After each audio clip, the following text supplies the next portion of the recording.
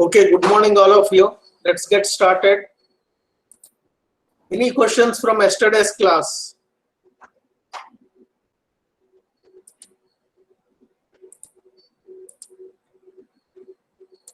Any questions from yesterday's class? And we looked at, or we started looking at this a design of rectangular sections using limit state method with compression reinforcement. Yesterday I explained to you these things. So we go for this compression reinforcement when there is restrictions on the depth from architectural considerations, or when there is possibility of reversal of loads or the flexural member being subjected to reversal of loads, if there is a possibility of that. So basically what we will be doing is, given the dimensions of the flexural member, because now from architectural considerations or other considerations, the dimensions are fixed. We don't have much freedom to increase the depth. So dimensions are fixed, and grade of, once we decide the grade of concrete and grade of steel, since the dimensions are fixed, we can find what is the limiting moment of resistance of the section. Limiting moment of resistance of the section is going to depend on your geometric dimensions as well as FCK value and FY value. If you go back, immediately, if it is if you are unable to, that point is not striking to you, you need to go back to your basics and see this limiting moment of resistance is going to be a function of your grade of concrete, FCK value, FY value, and geometric dimensions. Since these are all fixed, so you can find what is the limiting moment of resistance, and you know what is the moment that is coming on the beam, flexural member. You can find the balance moment, the balance moment that we need to take care by providing the additional steel. Additional steel we need to provide in compression as well as in tension. Additional steel that you need to provide in compression region can be obtained using this relation, where FSC is the design stress in compression reinforcement, which is going to depend on your strain at the level of compression reinforcement. Yesterday we spent enough time discussing all these things. Once you start doing an example, your understanding will be really tested. And at that time, if you have any questions, you can come back to us again, okay? And yesterday, we also discussed about this D prime, or the ratio of D prime to D. Whatever relations we looked at, they are valid only the stress in steel at the level of compression reinforcement, or stress in concrete at the level of compression reinforcement. FCC or FSC, they are actually have some dependence on this D prime by D ratio. Okay, yesterday we discussed all those things, and once you get this ASC, area of steel in compression region, you can estimate area of steel, additional area of steel in tension region using this relation.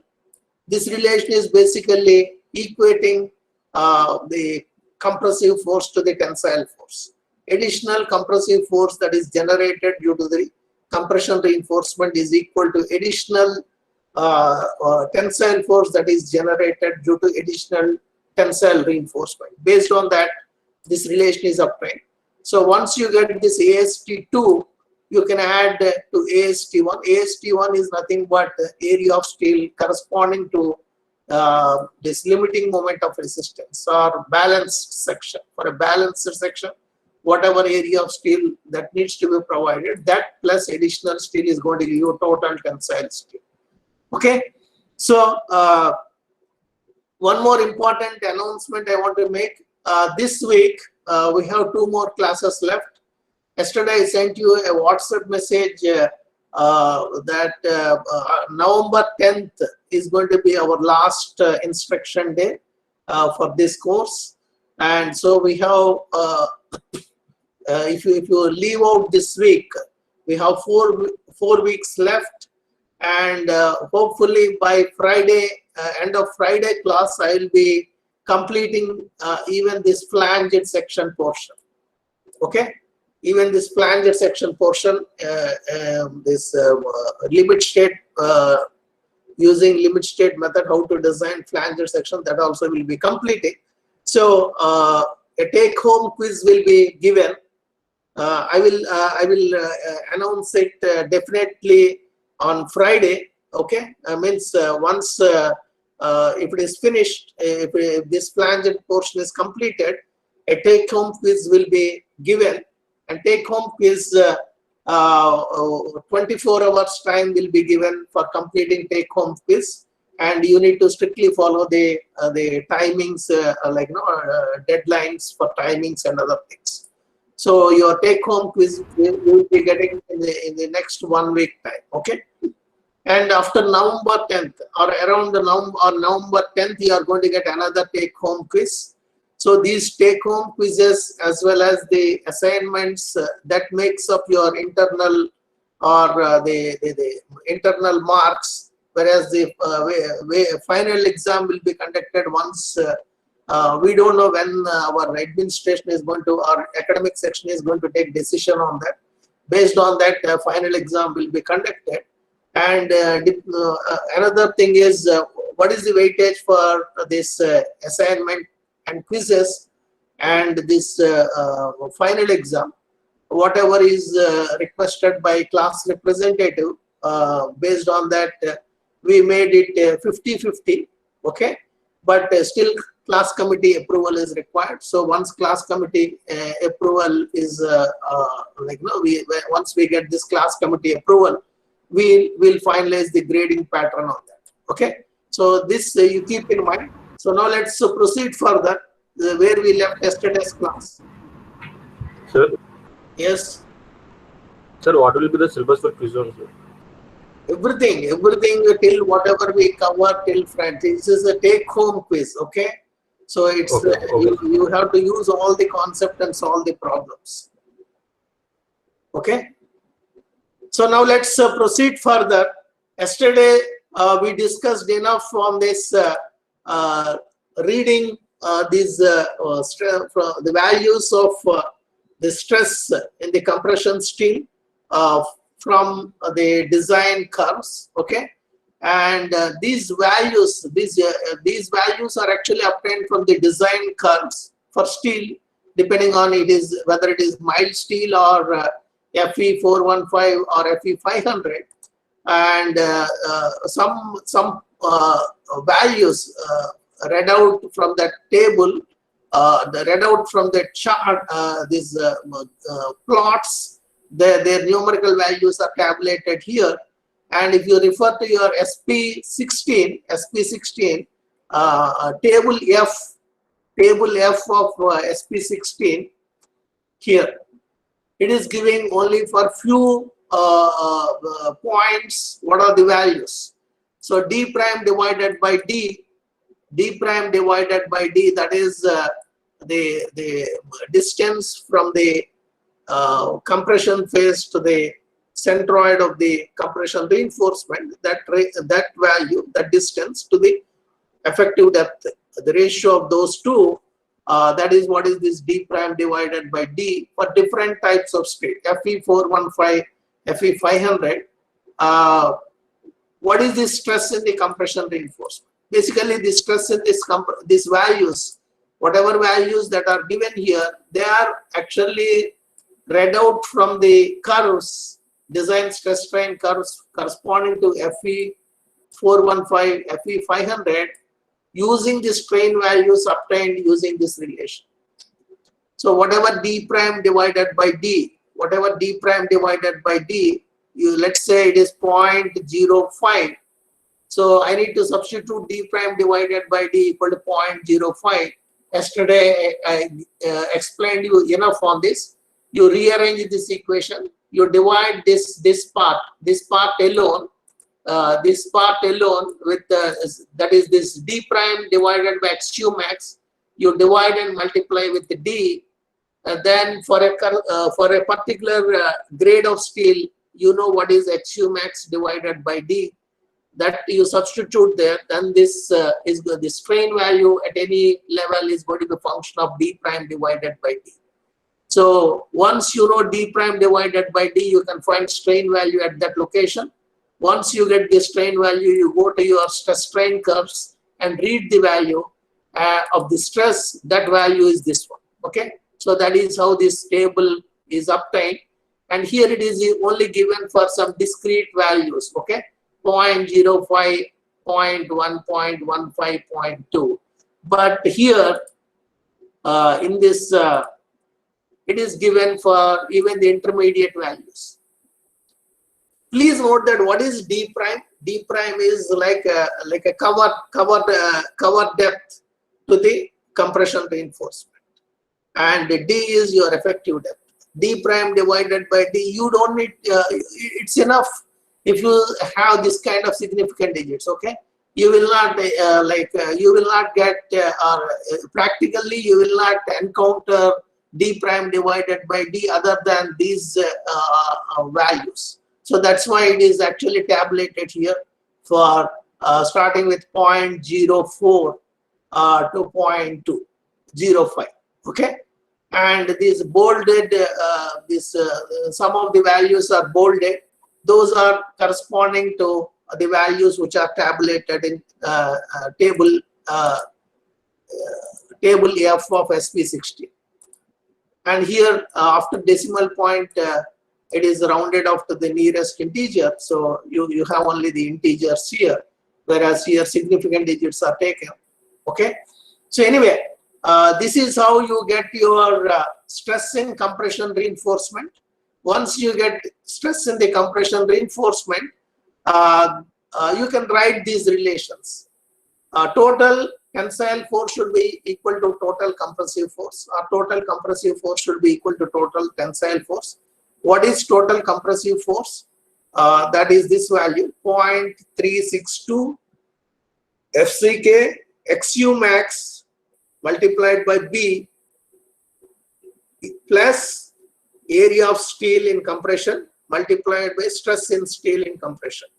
Stress in steel in compression is FSC, and but this minus FCC. Yesterday I explained to you, because when you provide this compression reinforcement, you are replacing certain amount of concrete, and what is the area of concrete that you are replacing is going to be same as area of steel that you provided.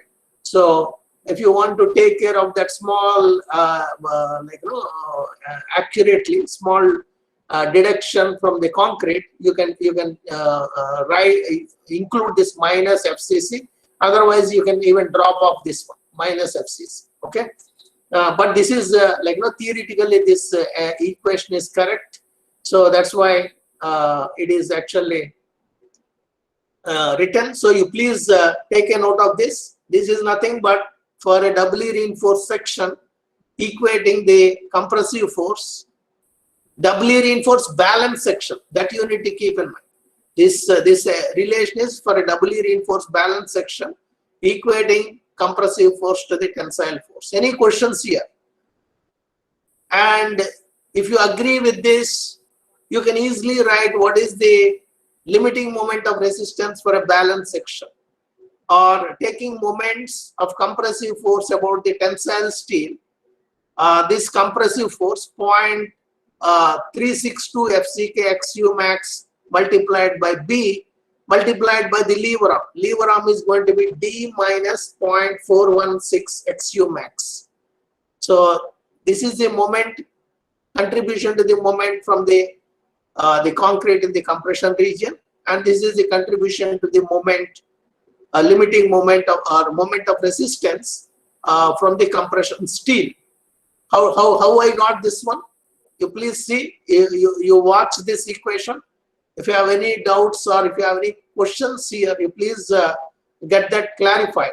This is nothing but area of steel in compression and this is the stress in steel in compression, and this is the correction for missing concrete. Okay, so this I think this is straightforward, multiplied by lever arm. This you need to pay attention. The lever arm here is the distance from compression steel to the centroid of the tensile steel. Effective depth minus D prime. So that is how you got this lever. So here it's going to be D minus 0.416 XU max. You please see, if you have any questions on this equation, you please ask. And if it is clear, these two equations are clear, then we are ready to solve some problems. We can do analysis as well as design of the doubly reinforced sections. Any questions? Professor Amlan, you want to add something? Not at this stage.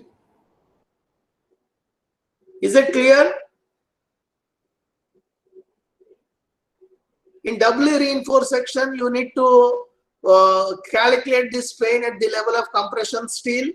Strain at the level of compression steel is going to be same as strain at the in the concrete at the level of compression steel. Once you get that strain value, you need to go to stress strain curves for steel, corresponding steel, and then read out what is the this stress in steel in compression region. Okay, stress in steel in compression, FSC.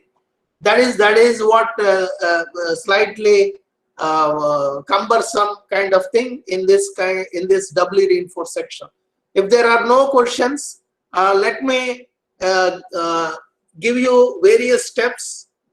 Given a section, how to estimate its limiting moment of resistance. Please note that I ask you to solve assignment 2 and 3.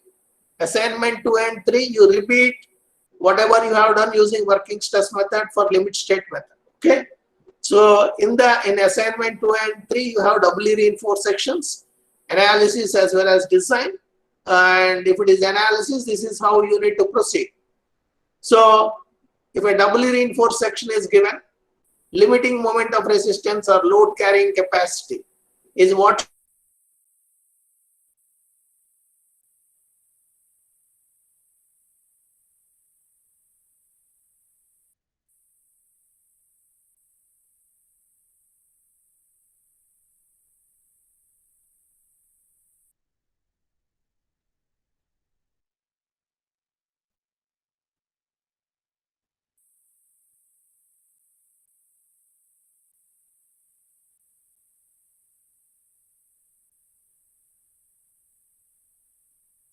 you find the limiting moment or the neutral axis corresponding to a balanced section.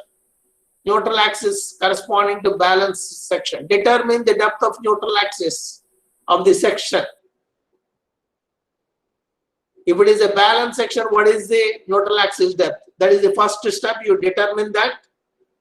Okay. And now, please note that the section is given to us. The section dimensions are given. Grades of concrete and steel are given. And also amount of steel is given to us. But we don't know where the neutral axis depth is. Okay. We don't know where the neutral axis depth is. So, as a trial, please note that in this doubly reinforced section, you will be frequently, or most of the problems are iterative in nature. Okay, you need to start with a trial, and then you need to do 1 or 2 iterations, and if the solution is convergent, then you can stop at that stage. So initially I don't know where the neutral axis depth is. So I will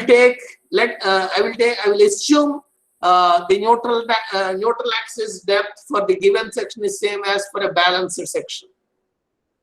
So that is the idea of calculating this one. Okay. So once you have this, determine the total compressive and tensile forces. Total compressive force for a doubly reinforced section. Contribution comes from the concrete region as well as the compression steel. So you just see this equation. Any questions here in this equation? This equation is straightforward. And the only thing is, just now we started, somebody has given us the section details and grade of concrete, grade of steel. And we just now in the first step, we found what is limiting or neutral axis depth corresponding to a balance section. So I know this, XU max is known, B is given, FCK is given, and ASC is given. Area of steel in compression, section details are given. So area of steel in compression is given. But I don't know what is FSC and FCC. FSC and FCC can be obtained assuming the strain in the top phase, in the compression phase, strain in the extreme fiber in concrete reaches 0.2035. If strain here, you can read this, where the stresses FSC, FCC correspond to strain epsilon SC at the level of compression steel, which is given by this epsilon SC is nothing but strain at the level of compression steel. That is obtained using this relation. How this relation is obtained? Assuming the extreme fiber in concrete, strain at the extreme fiber in concrete is 0.2035, and if this is a strain at the extreme fiber in concrete in compression, strain at the level of compression steel is given by this relation. You see any questions here? This is coming from properties of similar triangles. Okay, properties of similar triangles here. Strain at this level. Strain at this level is this, and you can use your geometric relations here. This is this equation.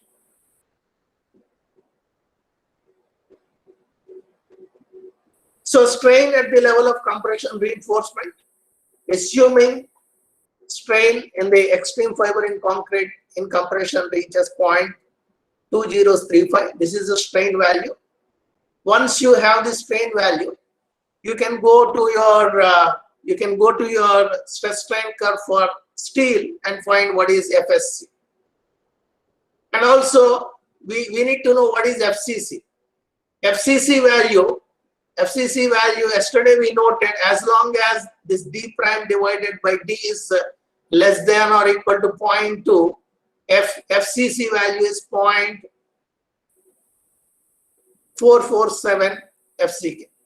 Yesterday we noted this, we spent enough time on this. And also if the steel that you are adopting is Fe250 or mild steel, FSC is going to be 0.87 F1. Okay. And what about the tensile force? Tensile force, here we are assuming the extreme fiber in concrete reaches its the strain value of 0.2035, and also steel yields, tensile steel yields. So if tensile steel yields, then tensile force is going to be 0.87 Fy times area of steel in tension.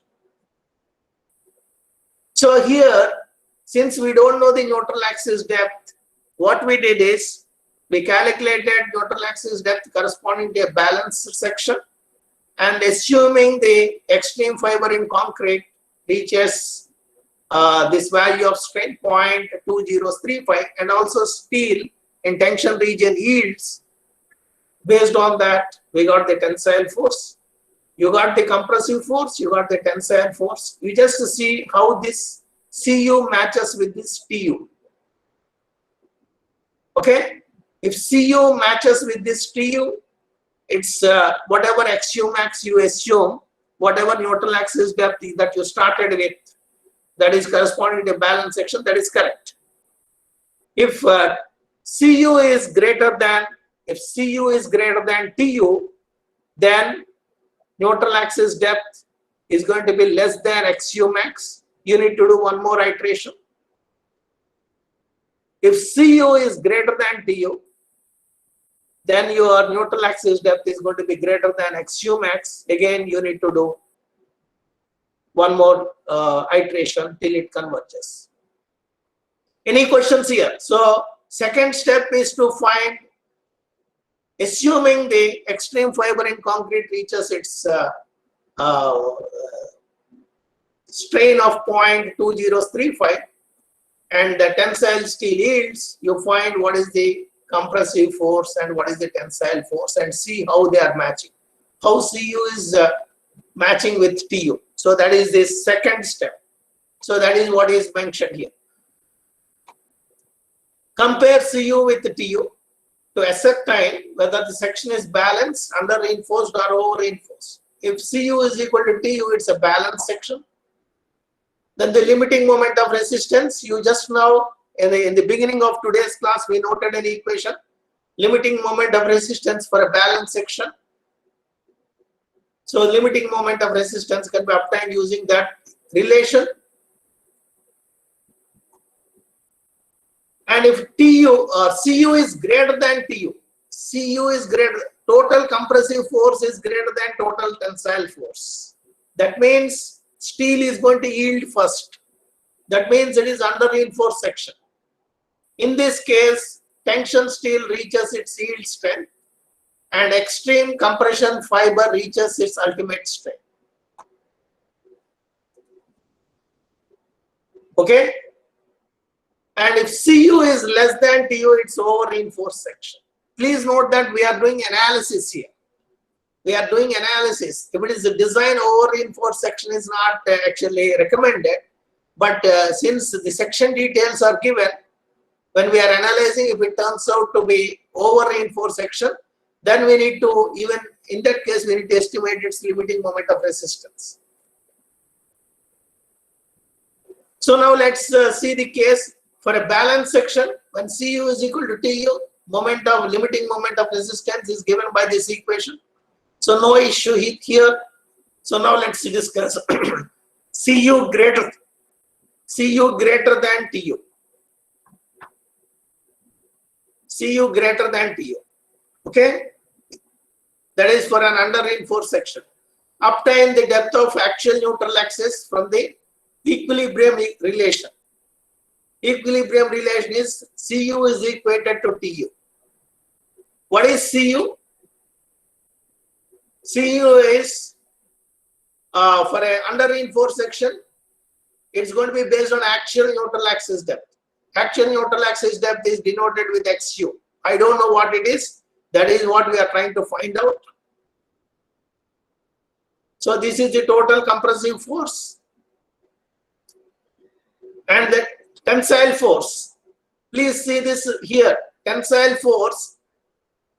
It is under reinforced section. So steel is going to reach its yield strength. So stress in steel is taken as 0.87 Fy. Area of steel in tension. And you rearrange this equation, you get this relation. You need to note down these relations, understand? So you rearrange this equation, you get this. So using this relation, using this equation, you can find what is actual neutral axis depth. But there is a problem with this equation. In this equation, Fy is yield strength of steel, which is given. Once the grade of steel is given, I know what is Fy. Once the section details are given, I know what is the area of steel in tension. Once the section details are given, I know what is area of steel in compression. I know what is FCK. I know what is B, width of the section. But I don't know. FSC, FCC. Please note that earlier in the previous here in this step, assuming neutral axis is equal to neutral axis depth is same as for a balanced section, we found what is strain, and then we read from the stress strain curve. But here this neutral axis depth is we don't know what it is, so I cannot find what is the strain at the level of compression reinforcement, or strain in concrete at the level of compression reinforcement. So I don't know what is this. what these two quantities are. To calculate these two quantities, I require this quantity. And to calculate this quantity, I require these quantities. So there should be some kind of like, we need to start somewhere and do some iteration here. So assuming the neutral axis depth, to coincide with the balance section. Okay, as a first trial to solve this equation, to estimate FSC and FCC, you take XU is equal to XU max and then find strain at the level of compression steel, and also find stress in compression steel as well as stress in concrete at the level of compression steel, and then you calculate XU, and whatever XU you get, you use that relation once again, that value once again in this relation, and then do one more iteration. So that is how this neutral axis depth, actual neutral axis depth, has to be obtained here. So that is what is mentioned here. FSC and FCC correspond to epsilon SC. Epsilon SC is obtained using this relation. Okay. The value XU satisfying the above two equations can be obtained by an iterative procedure, starting with XU max. So you need to do iterative procedure. Starting with XU is equal to XU max, you get this, and then once you get epsilon SC, you find FSC, FCC, and find XU, and then substitute that XU back here, and then you just do one more iteration till this converges. Any questions here? Is it clear? The procedure for getting the neutral axis depth. Procedure for getting the neutral axis depth for a doubly reinforced section which is under reinforced. And if you understood this procedure, similar procedure is also adopted even if it is over reinforced section. Only thing is, in over reinforced section, you need to keep in mind steel is not going to reach its yield strength. The stress in steel is going to be less than the yield value. Stress in steel is going to be less than the yield value for over reinforced section. That you need to keep in mind. If that is clear to you, then you can easily write the relations for over reinforced section. For over reinforced section also, you write the equilibrium, force equilibrium equation, equating total compressive force to the total tensile force. Total compressive force is going to be similar to that you have written for under reinforced section. But the tensile force is going to be different because steel is not going to yield. So stress in steel is not going to be equal to 0.87 Fy, but it is some value which is less than that. I don't know what it is. So that is denoted with Fs multiplied by area of steel. And then you rearrange this equation, you get this. And now for over reinforced section, it became more complicated here. In the sense, I don't know what is FSC, I don't know what is FCC, I also don't know what is FS. I know stress in steel is going to be less than the yield value, which is 0.87 Fy, but I don't know exact value. So Fs also I don't know. Fs is going to depend on strain at the level of tensile reinforcement.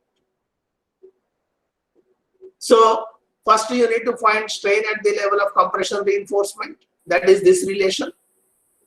And also you need to find strain at the level of tensile reinforcement. And if you see these two equations, in these two equations you require XU. And what we are trying to find is XU. So it's going to be an iterative procedure.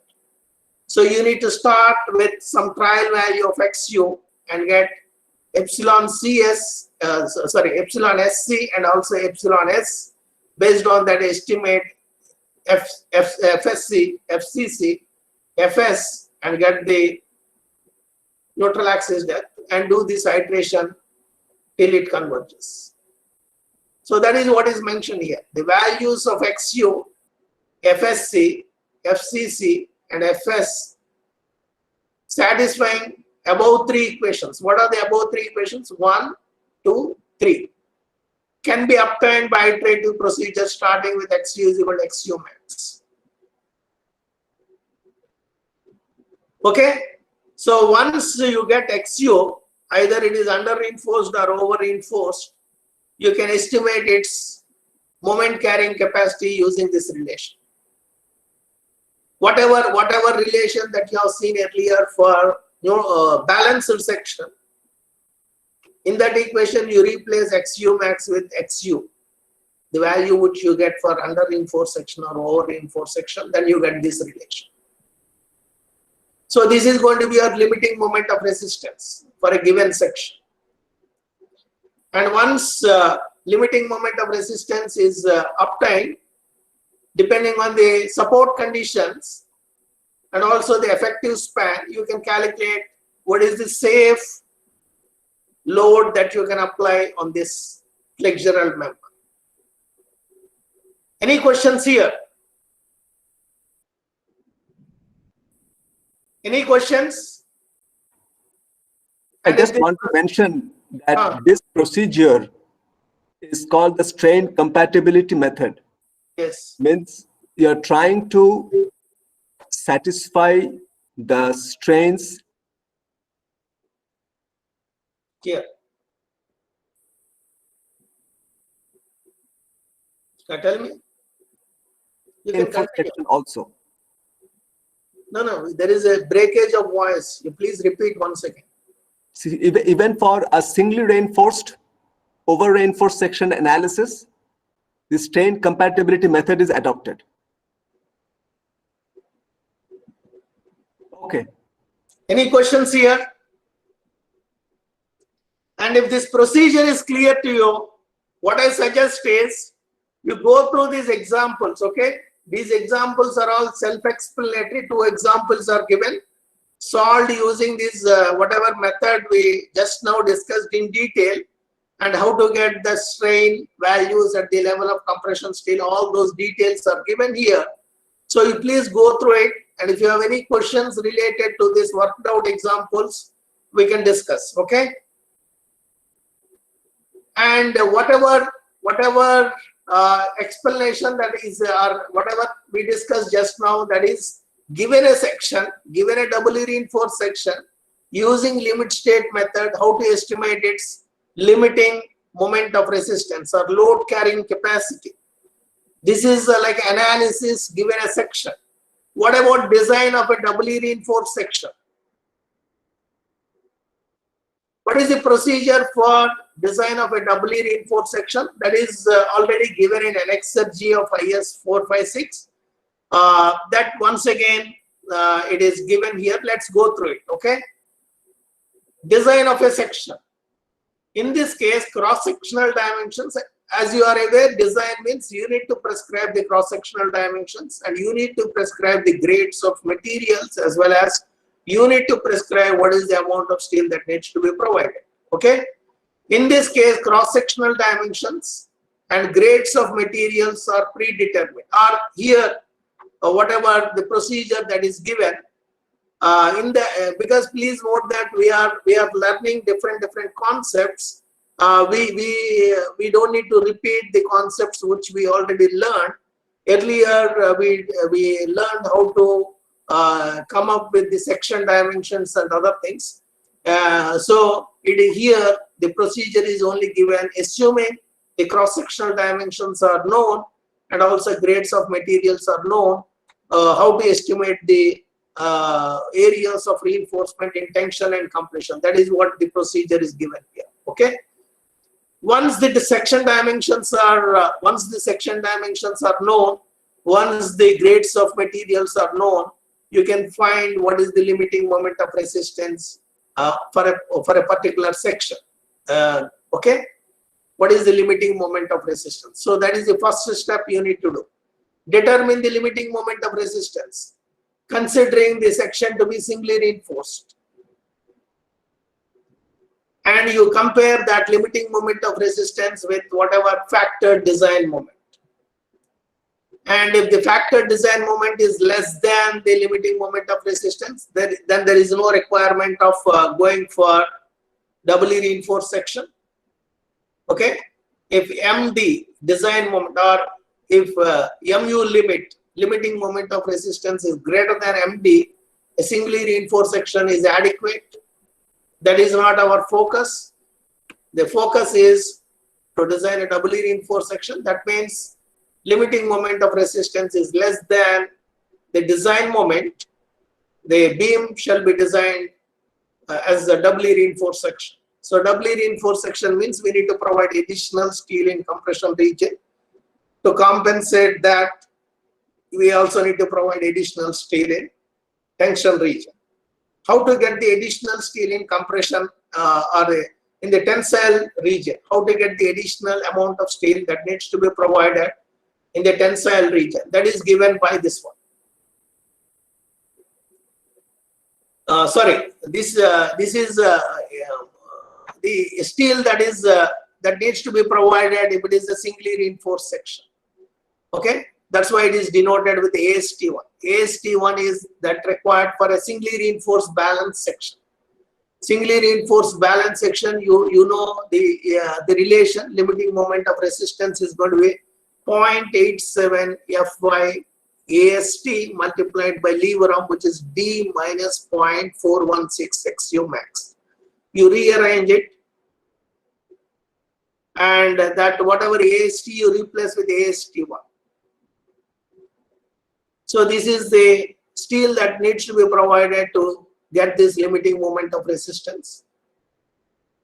And what about the additional steel? Any questions here? So the next step is you find the additional moment that needs to be taken care. Calculate the balance or additional factored moment to be resisted by the beam. MD minus MU limit. So this is the additional moment that we need to take care. And this moment is to be balanced by additional steel. AST2, it is denoted with AST2, and compression steel ASC. And also read this one. The forces in these steels form an additional couple of resistance. So if you provide ASC and you are not providing AST2, that's not going to help you. You need to provide AST2 in addition to ASC.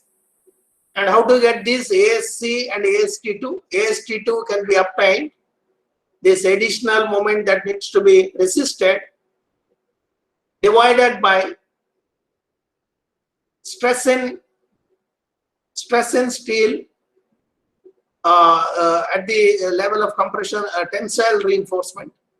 Stress in steel at the level of tensile reinforcement, which is 0.87 F5, multiplied by lever arm. This lever arm, you should be careful. This lever arm is distance from tensile reinforcement to the compression reinforcement. D minus D prime. And ASC is given by this. ASC is given by this relation. This is nothing but additional moment that needs to be resisted.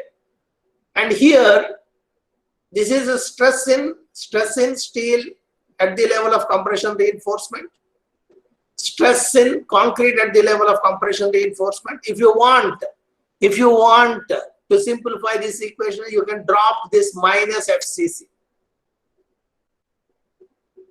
FSC, FCC are design stresses in compression, steel, and concrete at the level of centroid of compression steel. So to calculate this, you need to go to your strain. You need to calculate strain at the level of compression reinforcement, and then read from the stress strain curve for the corresponding steel. And the total tensile steel is going to be AST1 plus AST2. Okay, so any questions here? Any questions here? A design example is also given.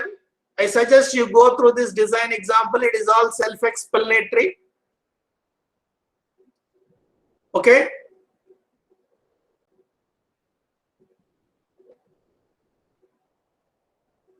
And also in your SP16, you also see SP16 similar to singly reinforced sections. For doubly reinforced sections also, some charts and some tables are prepared readily for designers' convenience. You can make use of these charts and tables and directly get what is the amount of compression reinforcement, what is the amount of tension reinforcement, what is the amount of when I say amount of compression reinforcement, it is actually the compression reinforcement, whereas amount of tensile reinforcement, you can find it as additional tensile reinforcement or the total tensile reinforcement. The charts, what are the what is the number? Chart number charts 19 to 20. Sorry, 19 and 20. Charts 19 and 20, they are giving AST2, that is the additional steel that needs to be provided, which is going to be a function of additional reinforcement, additional moment that needs to be resisted. And you see the notation that is used here. It is written as MU2. MU2 is nothing but limiting moment of the design moment minus limiting moment of resistance, that is MU2. And if you know know your D prime, you find what is D minus D prime. And charts 19 and 20 are giving for Fe 250 steel. And what about Fe some other steel? If it is some other steel, what is the what chart I need to use? Once you read from these charts 19 and 20, the values, you can apply some correction using this the values which are given in table G in SP16. Multiplying factors for use with charts 19 and 20. Okay. And here, please note that AST2 is given in charts 19 and 20. 19 and 20 is giving AST2, additional tensile steel. Compression steel, the steel in compression region, that is, once you read AST2, and then you can read that ASC from here. ASC for D prime divided by different D prime divided by ratios, that ASC is given here. Okay, and let's see charts 1920. Please note that I don't know whether you referred this earlier or not. Earlier we used up to chart 18. Earlier for singly reinforced sections, I mentioned to you charts 1 to 18. You can make use of those. Now charts 19 and 20 are for doubly reinforced section, and they are given for Fe 250 steel, and they are given only for additional tensile reinforcement, and how to get for other steels, and how to get the area of steel in compression. That information you can for that you need to refer table G of SP16. So let's see chart 19. Chart 19 is this. So to get to the to read from this chart, so you do your calculations using the formulas, and using SP16 also you get the area of steel, estimate the area of steel in tension as well as in compression, and compare how those are matching. You can cross check whether your results are correct or not. So here this additional moment that needs to be resisted, different curves are given, MU2, and on the horizontal axis D minus D prime in centimeters. Please note that it is in centimeters, and additional steel in centimeter square. And this chart is for Fe 250. Fe 250 doubly reinforced section. And what about this? This is also for Fe250, but these curves you can see here. The curves here are starting at additional moment 20 kilonewton meter, and this is from 0 to here. Sorry, it is or this sorry, this D minus D prime. D minus D prime, the values are from 20 to 50 here, and here it is from 50 to 80. So this is like nothing but continuation of the previous chart. They are given in the form of two charts. Okay, that's why it is chart 19 and 20. So you can also try making use of this and go through this procedure. An example is also given here. You can go through it. Okay, and not only the charts. These additional reinforcement in compression or in tension and compression reinforcement, they are also given in the form of tables. Where those tables are given? Here, you can read this. The values of PT and PC. PT is nothing but percentage of tensile reinforcement, total percentage of tensile reinforcement, and percentage of compression reinforcement for 4 values of D prime divided by D. 4 values of D prime divided by D. What are the 4 values of D prime divided by D? Similar to here. D prime divided by D is equal to 0.05. D prime divided by D is equal to 0.1, 0.15, 0.2. For 4 values of D prime divided by D, have been tabulated against mu divided by bd square. What is your design moment? Based on that, you find what is mu divided by bd square. Mu is nothing but your design moment. Okay, factor design moment divided with the cross-sectional dimensions that you decided, and find that value. And once you get that value, read tables 45 to 56. Total 12 tables are given. Why 12 tables? They are given for 3 grades of steel, 4 grades of concrete. 3 times 4, 12. So 12 tables are there for different D prime divided by D. And once you know mu divided by bd square, you can directly read what is PT and PC. Once you get PT and PC, you can actually, once you know the section dimensions, you get the area of steel.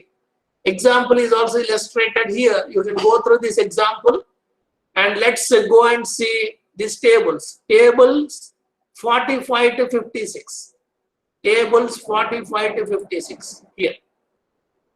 Reinforcement percentages for doubly reinforced sections. FCK is equal to 15, Fy is equal to 250. And for different here, D prime divided by D.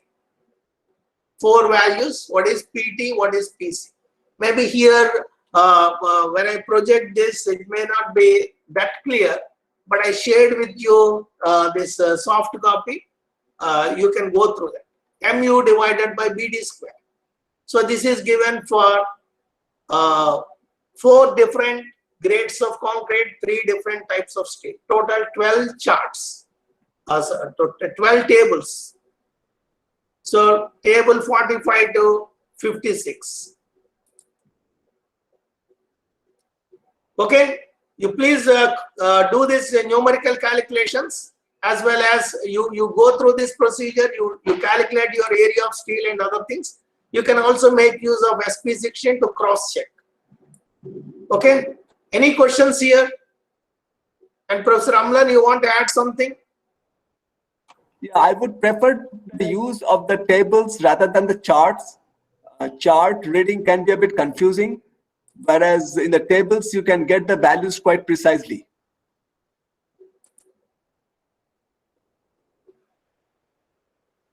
Any questions? Sir, whenever we design a section, sir, why do we always consider it balanced section, sir? Sir, whenever we are designing a doubly reinforced section for using a limit state, then we are always considering balanced section. Why not under reinforced section, sir? No. Because if you consider under reinforced section, then area of steel in tension will be required will be less than that of a balanced section, right, sir? No, please note that we target it to be like a balance section once we get the section dimensions, and once we round it off to the higher side, final section may turn out to be under reinforced. Professor Amlan, you want to add something? I think he already left. And anyway, let's meet tomorrow, okay?